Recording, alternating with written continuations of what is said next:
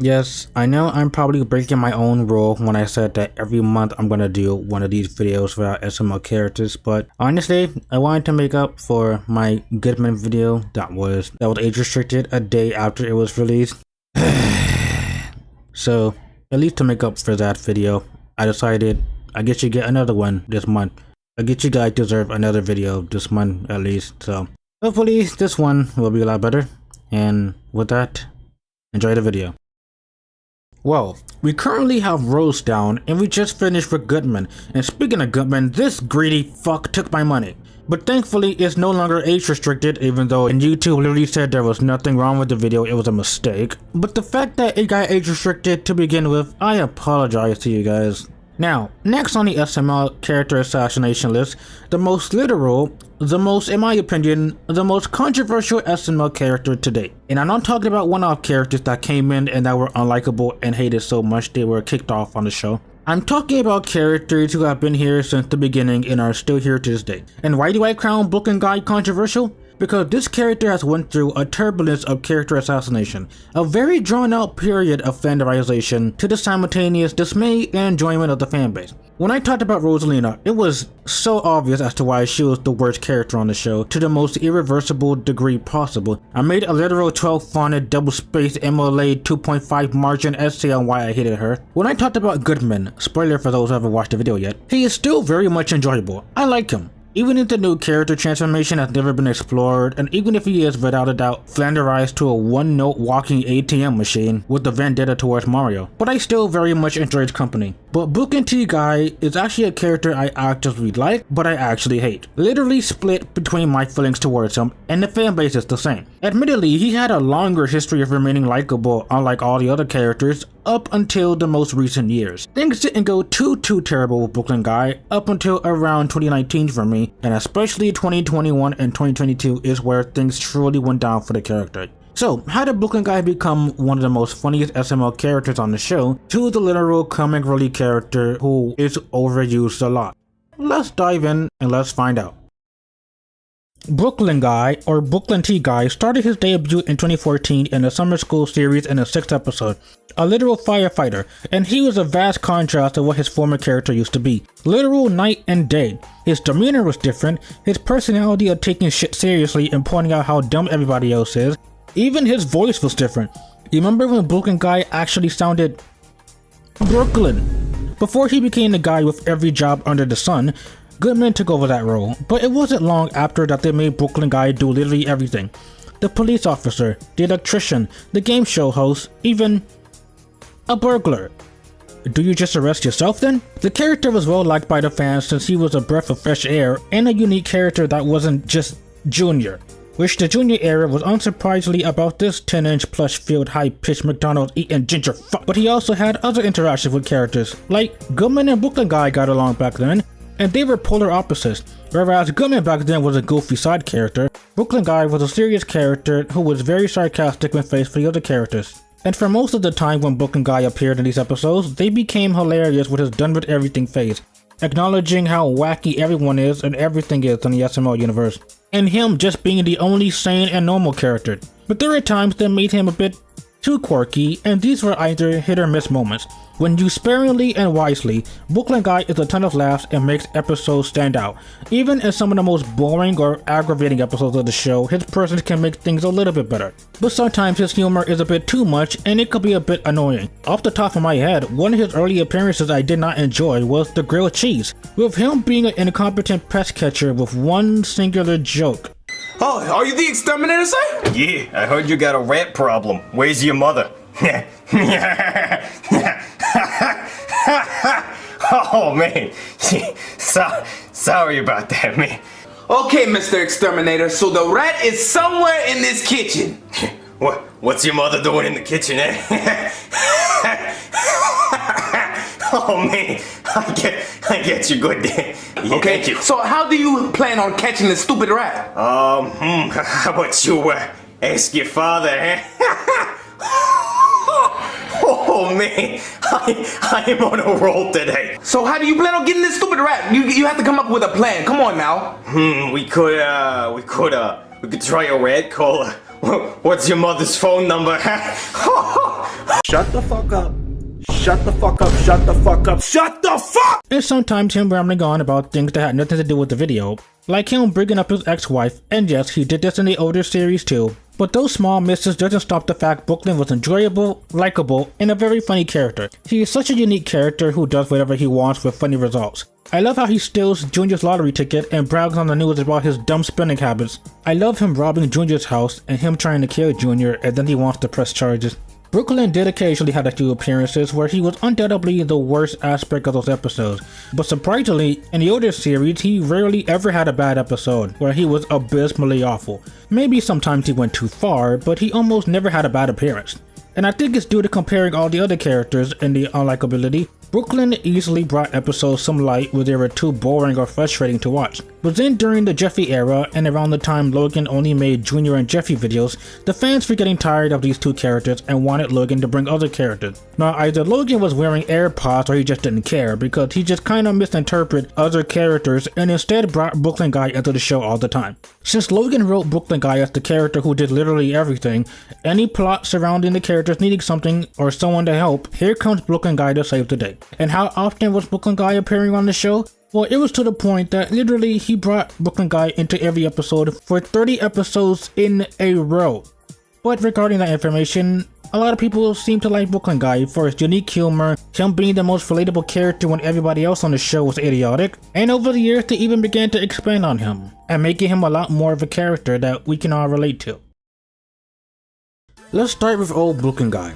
Brooklyn was the most normal person in the SML universe who personally is so relatable. He is a normal ass guy in this wacky ass cartoon world where apparently a talking turtle is watching a show of a human being. How could you not question your own sanity? In the older series, he was the most generic character, but in a good way. He just went along with the batshit insanity of the show. If he got a call about a mystical green ogre having a heart attack, he was so confused over what the hell was Shrek supposed to be. If he got a call about a doll split in half, he just said fuck it in attempts to fix him. In humorous ways, obviously. Similar to Martin Goodman, Brooklyn's personality was always being aware of how everyone else in the room is stupid. Like all the kids trying to figure out what color the fire truck was or teaching them how to stop, drop, and roll. He became so self-aware of how everything is, and he doesn't even try to question anything anymore, and that's his charm. When he is a side character or secondary character, he is more subdued and is used for jokes. Again, he would just go along with whatever was happening, after heavily questioning what the hell's going on. Now, there were some flaws with his characters, no doubt, that you may not have noticed, but there were two sides of him that were both bad in the opposite way. On one side of his character, he was too antagonistic sometimes. He just took his job a little bit too seriously and jumped to conclusions, and it made him incompetent, and no doubt made him some of the most frustrating parts of the episodes. And coincidentally, it's always in episodes when Mario is an innocent victim being arrested by Brooklyn. Like in Jeffy's Bad Word, where Brooklyn Guy jumps to conclusions that Mario abused Jeffy. In Black Yoshi's Blank Check, he arrests Mario with no questions asked after he was framed by Black Yoshi. In Locked Out, he arrested Mario for trying to get inside his own house. Hell, if you want a modern example, Jeffy the sketch artist, I cannot express how alongside with Rose, Brooklyn Guy was also infuriating. Him, with no questions asked, arrests Mario several times, and at the end of the episode he's like, oh yeah, I should have known you were not the culprit because how could you commit those crimes? I mean, you were in jail the whole time. And I'll get to that too, but moments when he breaks the fourth wall to acknowledge plot holes or writing, those type of jokes for Brooklyn Guy are also annoying. And the opposite side of what makes Brooklyn Guy horrible sometimes, he can be too goofy, too wacky, where he's the main focus, and those don't make for good episodes neither. And there were appearances also that demonstrated the worst side of him as an active man-child or him being extremely selfish. In the grilled cheese, he did nothing but make mom jokes the entire video. In Chef Pee Quits Part 2, he wastes 12 minutes trying to figure out how to cook up a pizza, and he is dragging the entire episode down. Or, if you want modern examples, Jeffy's birthday surprise is no contest as to one of his worst appearances ever. Jeffy's new dad also has him accusing Mario of killing on a kid, and Brooklyn bullies Mario when he was completely innocent. Penelope gets taken, he is writing the everlasting fuck out of Jimmy Butler, and he is not caring about his daughter being taken. Or Brooklyn Guy the babysitter, where he has become such a man-child. He acts even more immature than Jeffy. So, I do think him being too antagonistic and too goofy, those two sides can be abused sometimes and can easily lead to him being the worst part of episodes. But regardless, Brooklyn became so well-liked that he became the main focus of episodes. Now, Brooklyn has always remained likable and even sympathetic, and the show over the years expanded on his life and the fact that he has a shitty wife along with a shitty family who makes him miserable. I think Brooklyn is at his best when he has a perfect balance of him being competent at his job, but adding small jokes and quips in between. You can have him be stupid at first, while not at a severe degree that's annoying, but you can have him at least make up for his earlier stupid moments. But I will say, Brooklyn Guy was still overall a sympathetic and charismatic character who truly shined due to his unique character and also the stellar acting and performance of Chris, or Pablo, or whatever we call him now. And over the years, his personality trait has fortunately, or unfortunately, evolved him into turning into the comic relief. If you are unaware, comic relief characters are comedic-centric characters who serve to tell jokes, be as random and funny as possible, and even in the most serious stories and plots, these characters can easily ruin the tone and emotion just by telling jokes. Ironically, all character relief characters end up being famous characters, even more so than the main character sometimes, and Brooklyn Guy is no exception. He is the perfect example of how he is the relief character, but he goes too far. Now, I love Brooklyn Guy as much as the next person, because when compared to all the other main characters, Mario is an idiot, Rose is frustrating, Junior and Joseph are frustrating idiots, and Brooklyn is actually funny, but in small doses. But there is a place and a time for comedy, and it doesn't belong in the most serious stories. And even in the most serious SML stories, or when they try to be serious, Brooklyn Guy is there to ruin the tone. Take Jeffy's 18th birthday for example. In the most serious part of the story, Mario is kidnapped by Nancy and Screwball. The show tries to be serious, but one, the main characters of the episode are stupid like Rose and Jeffy, and Brooklyn Guy especially is not helping things along. He wastes his time by crying that nobody remembered his birthday, then he starts singing with Simmons, and then he starts telling Rose about his new car that he bought, and this scene is 2 minutes long. And then we have like another 3 minutes of Brooklyn Guy just ranting and talking on the couch. Seriously, why would you do this in the most serious part of the story? Toned down horribly, because what did the comic relief do when he finds out Mario's kidnapped? He first complains everybody forgot his birthday, then he starts singing with Simmons, then he slows down the movie more while showing off his car, and then he chooses to not bring backup or have a weapon because, in his own words, Nancy promised she won't have any weapons, and then after Jeffy is kidnapped, now he suddenly remembered that he had a gun in his car, which replaced a more serious scene for just more jokes. And again, in the most crucial part of the story, these comic relief characters are slowing down the movie.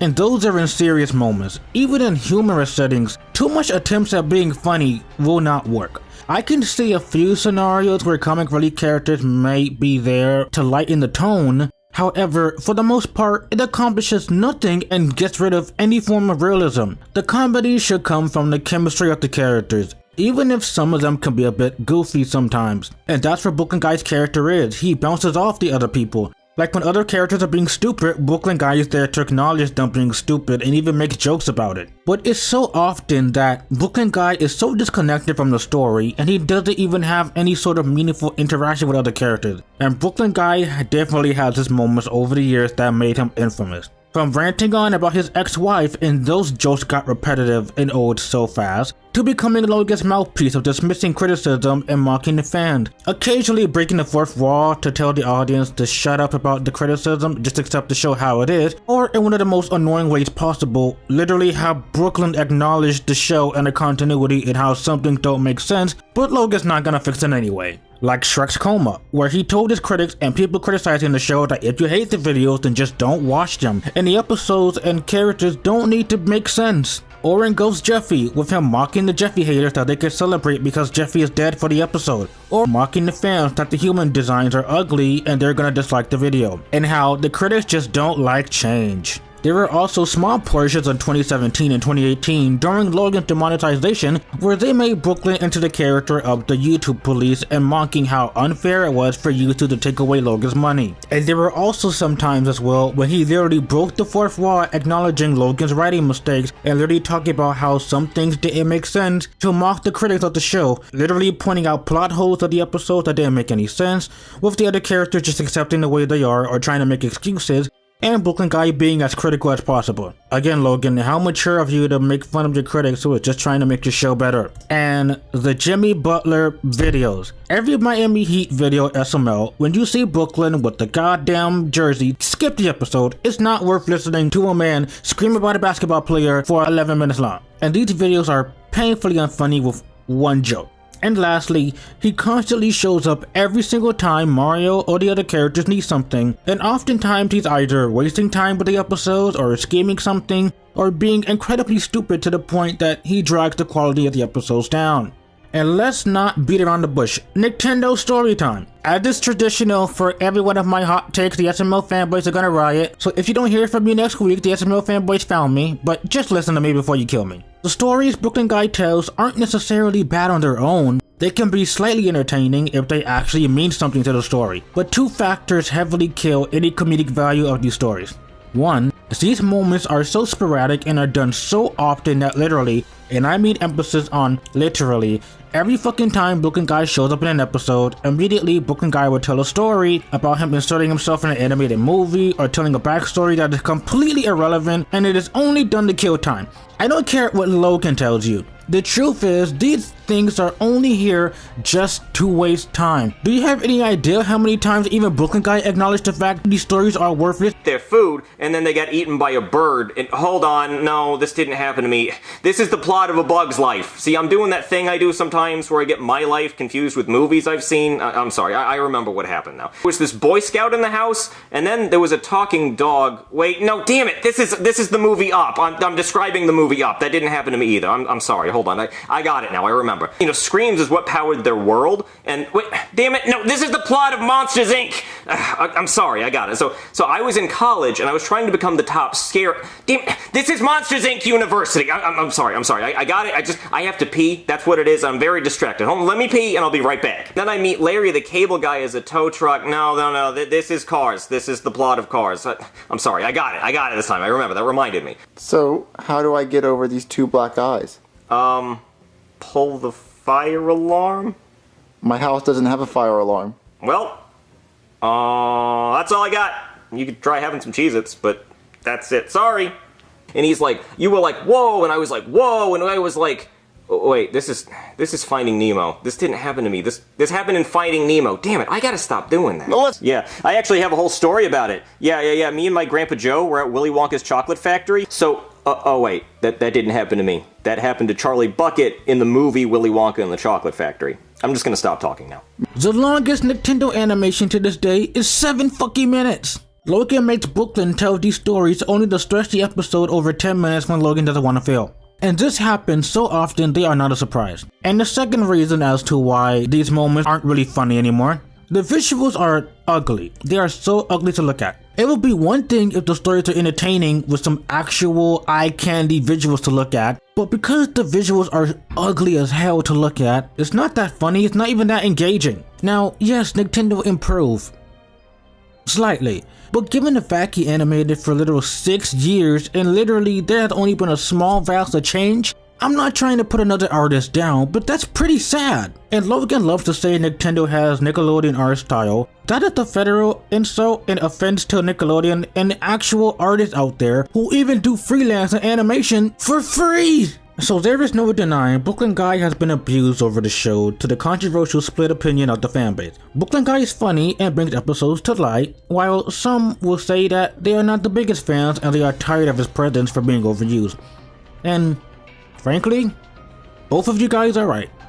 As I said, he is a good character and he can be very funny, in small doses. But too much of his wacky shenanigans and his comedic shtick, and especially his over-exaggerated humor, depending if they add to the episodes or not, they can be annoying. However, there is no absolute doubt that a lot of people like Brooklyn and his unique brand of humor. But what would you say if the actor for the two most enjoyable characters, Brooklyn and Cody, left the show for about a year, and we are only stuck with the most idiotic, frustrating, and annoying characters? Let's face it, 2020 SML was the worst SML year for so many reasons. Whether the plots were so forgettable and memoryless, or maybe the characters were all at their absolute worst, like Junior, Joseph, and Mario. And on that note, when the main characters themselves are unlikable to the point you literally do not give a fuck what happened to them, is the worst thing you can do to them. And sadly, we lost two of the best characters for almost a year in 2020, Cody and Brooklyn Guy. While both characters are different, both of them are the straight men, or gay men? Both of the characters call out how dumb others are being in the most humorous or sarcastic ways. But when you eliminate those characters from the show, we are left with the most idiotic characters, some of the more frustrating characters, and literally, we had 7 straight months without the funniest characters on the show, and that was an all-time hell for the show. While Brooklyn made over-the-camera cameos, even those scenes were so short, and in no way redeemed these episodes that much. Well, we had a replacement for a while, like the character Harry, and he fucking sucked. He could never be as funny as Pablo's characters, and outside of his one character trait of British, he was the most forgettable character. The show without the funniest character made 2020 the most long forgotten episodes. And the episodes I do remember were only a breath of fresh air due to having some original ideas, or 90% of the time due to being one of the worst videos Logan ever made. Thankfully, near the end of the year, Brooklyn Guy finally came back and the episodes got slightly better. But I feel like I have to mention this because imagine the show if Brooklyn Guy or Cody never came back. What if there's some unfortunate circumstance happened where Chris leaves? And frankly, Logan has been self-aware of the fact that people prefer Chris more than any other actor, to the point they break the fourth wall constantly about this. So everyone is aware of how metaphorically Chris kinda carries SML in the show, or at least his characters are the saving grace of continuing to watch SML. If it's not for the lackluster stories, the suspended disbelief of the show no longer being there because Logan breaks the show frequently, or if it's not for his unlikable cast of main characters, some of the things to look forward to are the likable personalities of Chris and his characters. And honestly, in SML without Chris, SML will never be the same. Chris is the only actor I feel like has such a unique charm and charisma and form of comedy that nobody else can replicate. So yes, while Brooklyn Guy may be the most controversial and a bit overused character, honestly when you put him alongside all the other characters in terms of them being infuriating or frustrating to care about, Brooklyn Guy is one of the most interesting characters. He is the character with the most depth on the show, where we see to an extent why he acts the way he does. We have episodes all about his life and what he has to go through. And it's hard to deny that even in some of the most forgettable episodes imaginable, Brooklyn Guy's appearance just always makes these episodes a slightly better experience. So what are your thoughts on Brooklyn Guy, if he is a bit too goofy at times or if he's too overused? Honestly, SML without Brooklyn Guy would just cease to exist. The show would not be as funny as it is now.